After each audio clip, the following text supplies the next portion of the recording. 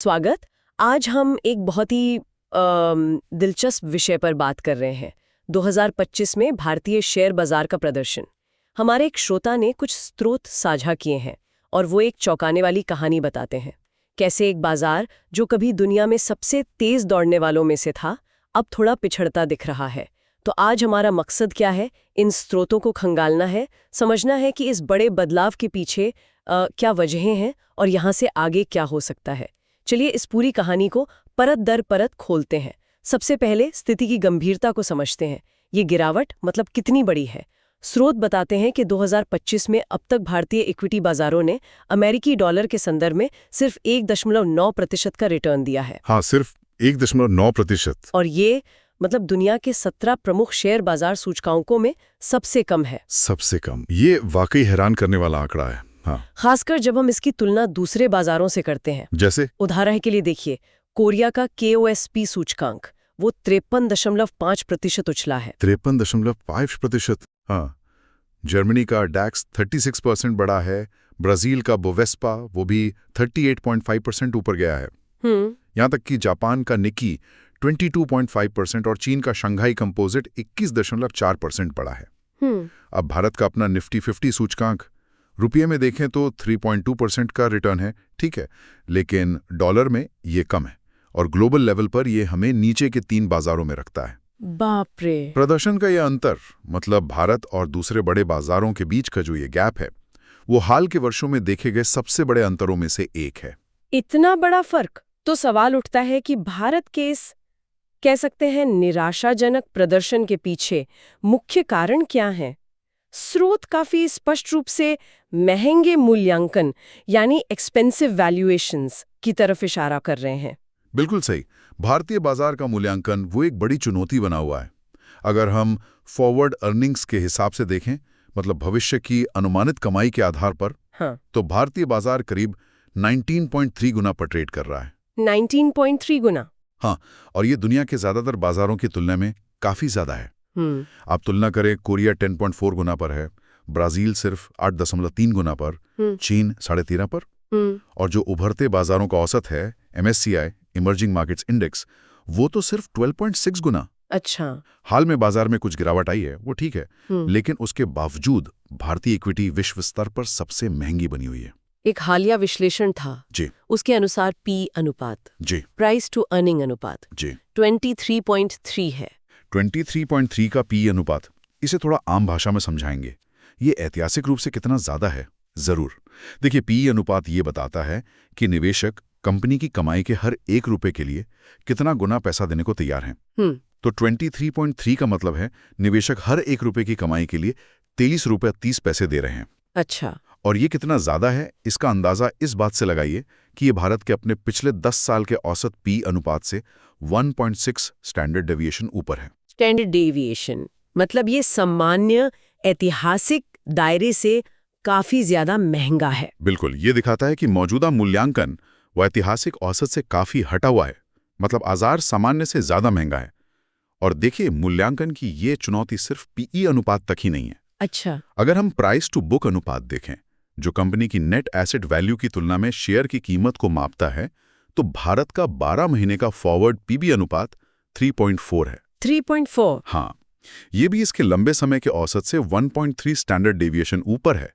अब देखिए, अमेरिका का बाजार भी महंगा है ऐसा नहीं है। वहां PE 22.4 और PB 4.7 है। दोनों बाजारों में मूल्यांकन महंगा है, लेकिन स्रोतों का तर्क यह है कि अमेरिकी बाजार में आय की गति मतलब अर्निंग्स मोमेंटम वो बेहतर है, जबकि भारत में ऊंचे मूल्यांकन को सहारा देने के लिए वो तेज आय वृद्धि की कमी दिख रही है। तो ये हमें दूसरी बड़ी समस्या पर लाता है, आय वृद्धि यानी अर्निंग्स ग्रोथ का धीमा पड़ जाना। पहले तो भारत अपनी तेज ग्रोथ के लिए ही जाना जाता था, है ना? और शायद इसीलिए निवेशक ज्यादा मूल्यांकन देने को तैयार भी थे। हाँ, बिल्कुल। यही मुख्य मुद्दा है, ऊंचे मूल्यांकन के साथ धीमी आय वृद्धि।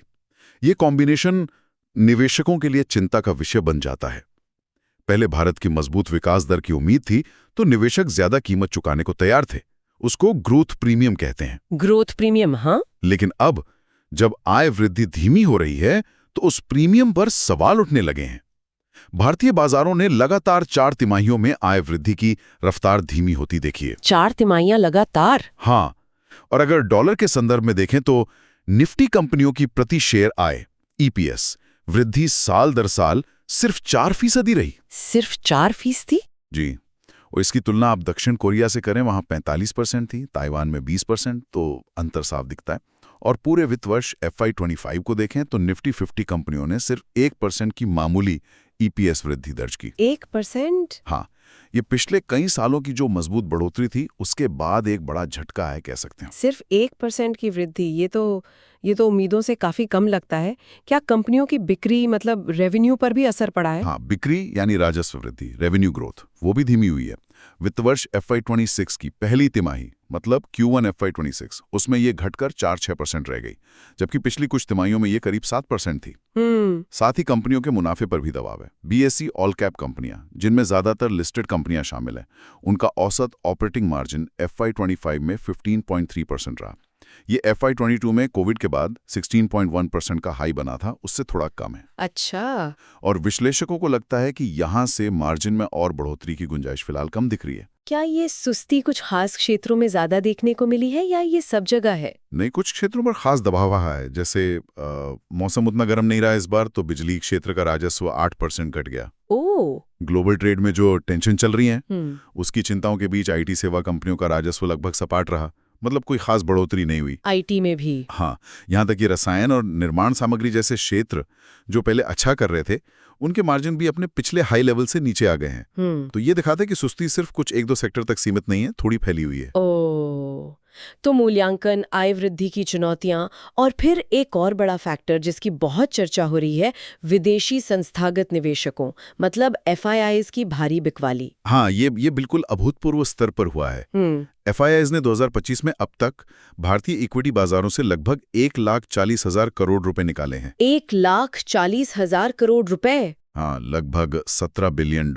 और ये किसी एक साल में FIIs द्वारा की गई अब तक की शायद सबसे बड़ी निकासी हो सकती है।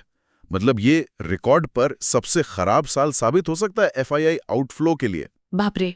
ये बिकवाली कुछ महीनों में खास तौर पर तेज रही।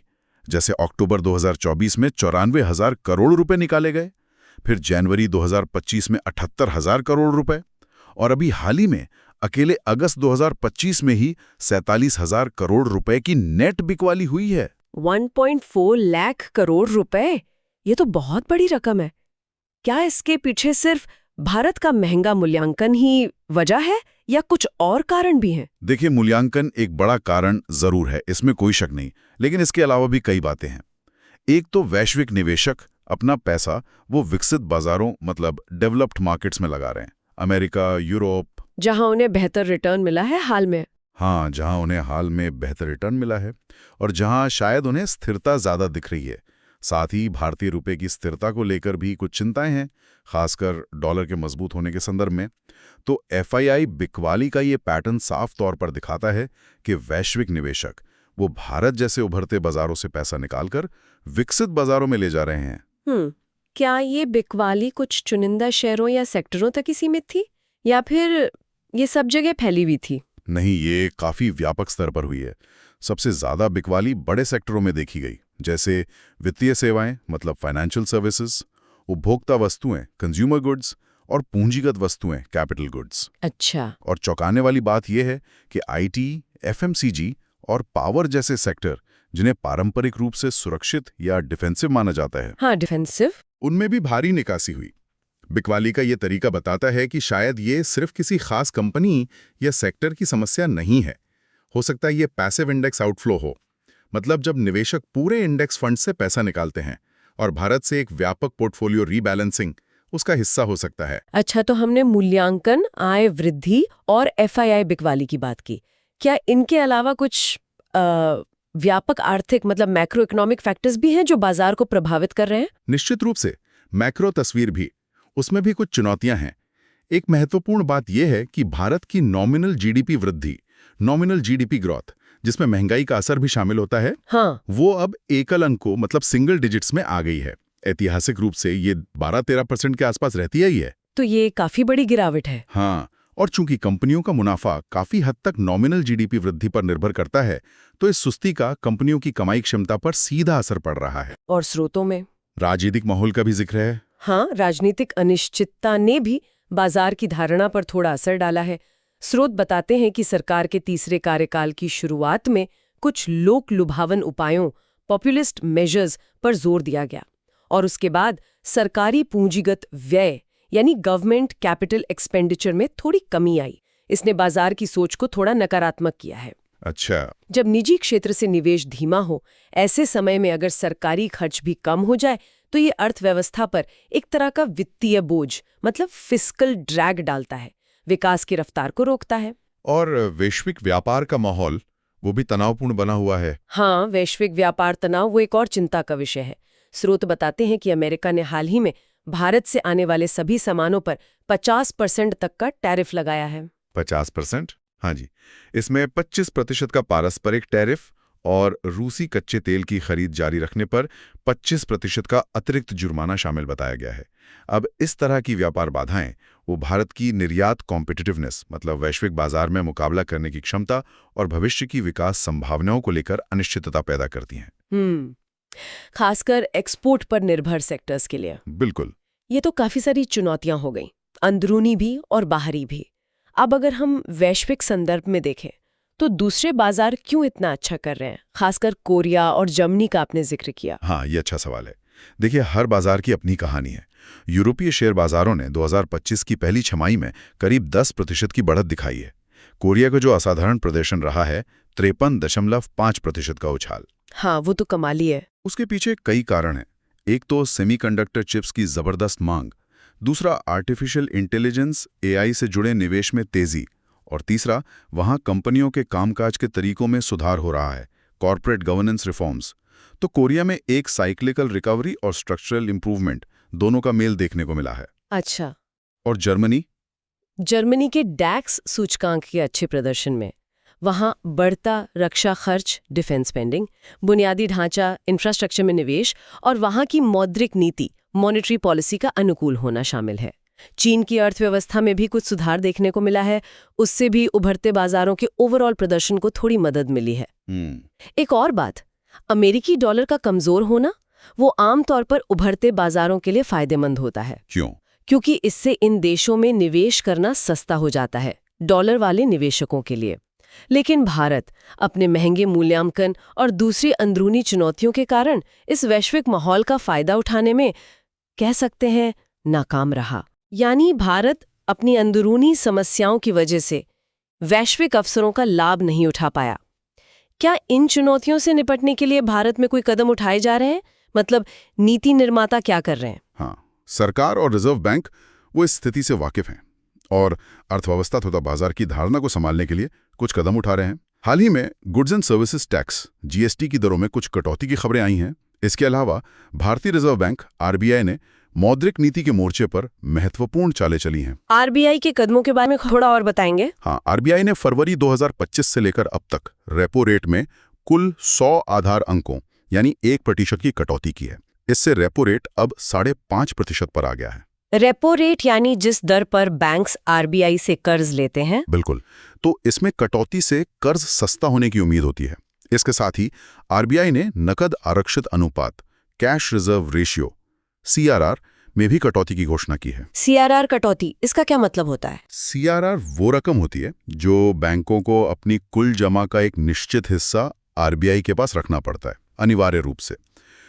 इसमें कटौती का मतलब है कि बैंकों को अब कम पैसा रिजर्व में रखना होगा और उनके पास कर्ज देने के लिए ज्यादा पैसा उपलब्ध होगा। तो इससे बाजार में लिक्विडिटी बढ़ेगी? हाँ, इससे बाजार में पैसे की आपूर्ति, लिक्विडिटी बढ़ सकती है और आर्थिक गतिविधियों को प्रोत्साहन मिल सकता है। तो ये तो सकारात्मक कदम लगते हैं, लेकिन क्या इनका बाजार पर कोई असर दिख रहा है? ये दिलचस्प बात है। स्रोतों के अनुसार इन उपायों का अब तक इक्विटी बाजार की चाल पर कोई खास सकारात्मक असर नहीं दिखा है। रेपो रेट और सीआरआर में कटौती के बावजूद बाजार में वो तेजी नहीं आई है। इससे ये संकेत मिलता है कि शायद समस्या सिर्फ पैसे की कमी या ब्याज दरों की नहीं है। हो सकता है कुछ गहरी संरचनात्मक समस्याएं हैं, स्ट्रक्चरल इश्यूज, जिन्हें मौद्रिक नीति के दायरे से बाहर जाकर एड्रेस करने की जरूरत है। जैसे कि निवेश का माहौल सुधारना या व्यापार संबंधी अनिश्चितताओं को दूर करना। यानी सिर्फ ब्याज दरें घटाने से शायद काम नहीं चलेगा, लेकिन क्या इस थोड़े निराशाजनक माहौल में भी बाजार में कुछ सकारात्मक संकेत दिख रहे हैं? क्या कुछ सेक्टर या कंपनियां हैं जो तुलनात्मक रूप से बेहतर प्रदर्शन कर रही हैं? हाँ, पूरी तस्वीर सिर्फ नकारात्मक नहीं है, ये सही है। कुछ सेक्टोरल भिन्नता, सेक्टोरल डाइवर्जेंस जरूर देखने को मिल रही है। जहां एक तरफ ज्यादातर सेक्टरों से FIIs पैसा निकाल रहे थे, वहीं दूरसंचार, टेलीकॉम और कपड़ा, टेक्सटाइल्स जैसे क्षेत्रों में कुछ FII खरीदारी भी देखी गई। अच्छा। निर्माण सामग्री, कंस्ट्रक्शन मटेरियल्स का क्षेत्र वो एक स्पष्ट विजेता के रूप में उभरा है। हाल की तिमाहियों में इस सेक्टर के 59% शेयरों के अनुमानों को विश्लेषकों ने अपग्रेड किया है। मतलब उनकी भविष्य की कमाई को लेकर उम्मीदें बढ़ाई हैं। 59%, ये तो काफी ज्यादा है। हाँ, बैंकिंग क्षेत्र की मजबूती ने भी भारतीय बाजारों को कुछ सहारा दिया है। जब भी सेंसेक्स और निफ्टी में कोई बढ़त देखने को मिलती है तो उसमें अक्सर बैंकिंग शेयरों का बड़ा योगदान रहता है। हालांकि ये भी सच है कि वित्तीय सेवाओं और FMCG जैसे बड़े और सुरक्षित माने जाने वाले क्षेत्रों में भी लगातार FII बिकवाली हुई है, जो शायद इन डिफेंसिव सेगमेंट में भी ऊंचे मूल्यांकन को लेकर चिंता दर्शाता है। ठीक है। फार्मास्यूटिकल क्षेत्र ने ज्यादा लचीलापन दिखाया है। उसे वैश्विक मांग के रुझानों और तुलनात्मक रूप से बेहतर मूल्यांकन से फायदा मिला है। इसके अलावा संगठित खुदरा, ऑर्गेनाइज्ड रिटेल, एल्यूमिनियम और एयरलाइंस जैसे कुछ अन्य क्षेत्रों ने भी इस चुनौतीपूर्ण दौर में विकास बनाए रखने में मदद की है। तो हाँ, कुछ उम्मीद की किरणें जरूर हैं। ये जानना जरूरी है कि सब कुछ एक जैसा नहीं चल रहा। अब भविष्य की बात करते हैं। क्या विश्लेषकों को यहाँ से स्थिति सुधरने की उम्मीद है? रिकवरी कब और कैसे आ सकती है? बाजार विशेषज्ञ मानते हैं कि स्थिति बदल सकती है और इसके लिए कई संभावित उत्प्रेरक कैटलिस्ट्स उभर सकते हैं। एक उम्मीद यह है कि कंपनियों की दूसरी तिमाही Q2 के नतीजे शायद कुछ बेहतर आएं और चालू वित्त वर्ष की दूसरी छमाही मतलब अक्टूबर 2025 के बाद उसमें बाजार में कुछ सार्थक गतिविधि देखने को मिल सकती है।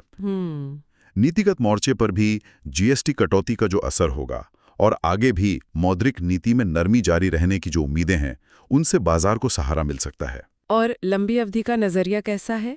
हाँ, ये भी याद रखना जरूरी है कि मौजूदा चुनौतियों के बावजूद भारत की दीर्घकालिक आर्थिक और बाजार क्षमता को लेकर आशावाद काफी मजबूत बना हुआ है। जैसे एक निवेश फर्म है मार्टिन करी, उनका मानना है कि भारत की विकास यात्रा अभी खत्म नहीं हुई है और आने वाले वर्षों में आय वृद्धि बेहतर होने का अनुमान है। वास्तव में अगले 3 वर्षों के लिए जो आम सहमति है, कंसेंसस फोरकास्ट्स, वो अनुमान लगाती है कि भारत अमेरिका और अन्य विकसित बाजारों की तुलना में बेहतर आय वृद्धि दर्ज करेगा। यानी लंबी अवधि की कहानी अब भी मजबूत मानी जा रही है। क्या कोई बड़े ब्रोकरेज हाउस ने कोई लक्ष्य वगैरह दिया है सेंसेक्स या निफ्टी के लिए? हाँ, मॉर्गन स्टैनली जैसे बड़े वैश्विक निवेश बैंक ने कुछ परिदृश्य सिनेरियोज पेश किए हैं। उनके सबसे आशावादी यानी बुल केस परिदृश्य में सेंसेक्स 2025 के अंत तक 1,05,000 के स्तर तक पहुंच सकता है। 1,05,000? हाँ, जो मौजूदा स्तरों से लगभग 40% की वृद्धि होगी। उनका सामान्य यानी बेस केस परिदृश्य भी सूचकांक को यहां से करीब 25% ऊपर देखता है और यहां तक कि उनका सबसे निराशावादी यानी बेयर केस परिदृश्य, उसमें भी सिर्फ 6% की गिरावट की आशंका जताई गई है। अच्छा, तो गिरावट की आशंका कम है उनके हिसाब से? हाँ, ये दिखाता है कि गिरावट की आशंका कम और बढ़ोतरी की संभावना ज्यादा मानी जा रही है। हालांकि ये सब अनुमान है, समय सीमा और स्तर वो बदलते रहते हैं। बिल्कुल। और FIIs की बिकवाली क्या वो रुक सकती हैं? FIIs की बिकवाली को लेकर भी उम्मीद है कि 2025 के मध्य तक उनकी भावना, सेंटिमेंट सुधर सकती है। इसके पीछे कई कारण हो सकते हैं। एक तो मूल्यांकन अब अपने चरम स्तरों से नीचे आ गए हैं। दूसरा, कंपनियों की आय के अनुमान शायद अब ज्यादा यथार्थवादी स्तर पर आ जाएं। तीसरा, वैश्विक स्तर पर पैसे की उपलब्धता, ग्लोबल लिक्विडिटी की स्थिति ज्यादा अनुकूल हो सकती है। एक और अहम बात, अमेरिका में ब्याज दरें बढ़ने और डॉलर के मजबूत होने का जो दौर चल रहा है, उसके 2025 में आगे चलकर थमने की उम्मीद है। अगर ऐसा होता है तो भारत जैसे उभरते बाजारों पर दबाव कम हो सकता है और FIIs का पैसा वापस आ सकता है। तो अगर हम पूरी चर्चा का सार निकालें, एक तरह से समराइज करें, तो 2025 में भारतीय बाजार का अब तक का जो ये खराब प्रदर्शन रहा है वो असल में कई नकारात्मक कारकों के एक साथ आने, एक परफेक्ट स्टॉर्म जैसा उसका नतीजा था। मतलब बहुत ज्यादा महंगा मूल्यांकन, आय वृद्धि का अचानक धीमा पड़ जाना और विदेशी निवेशकों द्वारा रिकॉर्ड तोड़ बिकवाली। ये पिछले कुछ वर्षों की तेजी के बाद एक महत्वपूर्ण सुधार या करेक्शन को दर्शाता है ना? बिल्कुल, एकदम सही कहा आपने। निकट भविष्य का दृष्टिकोण वो भी सतर्क रहने का है, क्योंकि चुनौतियां पूरी तरह खत्म नहीं हुई हैं। लेकिन हाँ, नीतिगत समर्थन के जो प्रयास हो रहे हैं, गिरावट के बाद मूल्यांकन का कुछ आकर्षक होना और भारत की संरचनात्मक विकास की जो लंबी कहानी है उसका मजबूत रहना, इन सब का कॉम्बिनेशन ये बताता है कि जो निवेशक धैर्य रख सकते हैं उन्हें आगे चलकर आकर्षक अवसर मिल सकते हैं, जैसे ही बाजार अपनी मौजूदा कठिनाइयों से बाहर निकलता है। और रिकवरी के लिए मुख्य चीजें क्या होंगी? मतलब किन बातों पर नजर रखनी चाहिए? मेरे ख्याल से रिकवरी के लिए मुख्य उत्प्रेरक शायद ये होंगे। एक, कंपनियों की आय वृद्धि में स्पष्ट सुधार दिखना, मतलब नंबर्स में दिखना चाहिए। दो, व्यापार संबंधी मुद्दों पर नीतिगत स्पष्टता आना, ट्रेड इश्यूज पर क्लैरिटी। और तीन, वैश्विक मौद्रिक स्थितियों का उभरते बाजारों में निवेश के पक्ष में होना, मतलब ग्लोबल लिक्विडिटी का फ्लो वापस इमर्जिंग मार्केट्स की तरफ आना।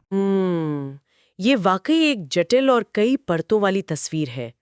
यहाँ एक विचार है जिस पर हमारे श्रोता शायद आगे सोचना चाहें, एक फूड फॉर थॉट कह सकते हैं। ये देखते हुए कि भारतीय बाजार वैश्विक कारकों और एफआईआई प्रवाह पर कितना ज्यादा निर्भर है, क्या हमारी घरेलू नीतियां वास्तव में अल्पावधि से मध्यावधि में बाजार के प्रदर्शन को पूरी तरह नियंत्रित कर सकती हैं, खासकर आज की इस बढ़ती हुई इंटरकनेक्टेड दुनिया में? या फिर चूंकि मूल्यांकन अब कुछ सुधर गया है और दीर्घकालिक विकास क्षमता बरकरार है, तो क्या असली चुनौती अब उन क्षेत्रों या कंपनियों की पहचान करना है जो भविष्य के विकास को पकड़ने के लिए सबसे अच्छी स्थिति में है, भले ही वैश्विक अनिश्चितताएं बनी रहें? इस गहन चर्चा और विश्लेषण के लिए बहुत बहुत धन्यवाद। उम्मीद है कि ये हमारे श्रोता के लिए उपयोगी रहा होगा और उन्हें भारतीय बाजार की मौजूदा स्थिति को समझने में मदद मिली होगी।